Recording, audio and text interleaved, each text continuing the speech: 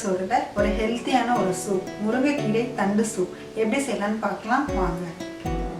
முருங்கைக்கீரை தண்டு சூப் செய்கிறதுக்கு நான் இன்னைக்கு முருங்கைக்கீரையை க்ளீன் பண்ணி இந்த தண்டு எடுத்து வச்சுருக்கேன்.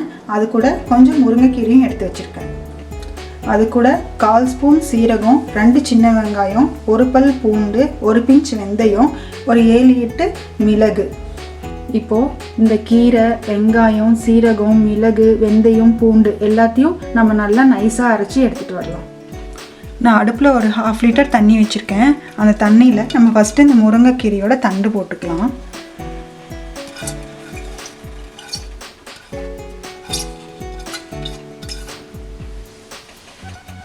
அப்புறம் நம்ம அரைச்சி எடுத்துகிட்டு வந்த இந்த விழுதையும் இதில் ஆட் பண்ணிக்கலாம்.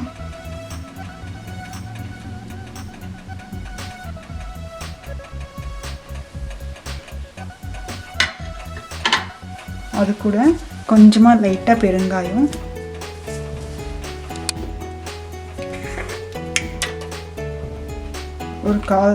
ஒரு கால் ஸ்பூன் மஞ்சத்தூள், அப்புறம் கொஞ்சம் உப்பு. இது எல்லாத்தையும் நம்ம ஆட் பண்ணியிருக்கோம். ஆட் பண்ணி நல்லா கலந்து விட்டுடலாம்.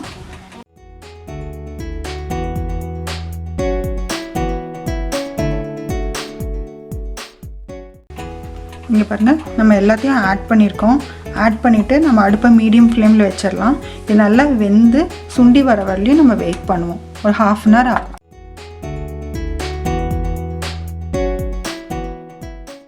இங்கே பாருங்கள், நல்லா தண்ணி கொதித்து இப்போ 1க்கு பாதியாக நல்லா சுண்டி வந்திருக்கு. நம்ம போட்ட அந்த தண்டும் நல்லா வெந்திருக்கு.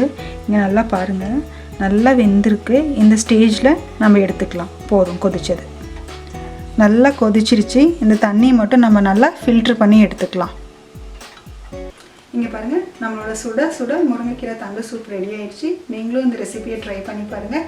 ட்ரை பண்ணி பார்த்துட்டு பிடிச்சிருந்துச்சுன்னா என்னோடய வீடியோவை லைக் பண்ணுங்கள், ஷேர் பண்ணுங்கள், கமெண்ட் பண்ணுங்கள். மறக்காமல் சுட சுட சோறுவை சப்ஸ்கிரைப் பண்ணுங்கள். தேங்க்யூ.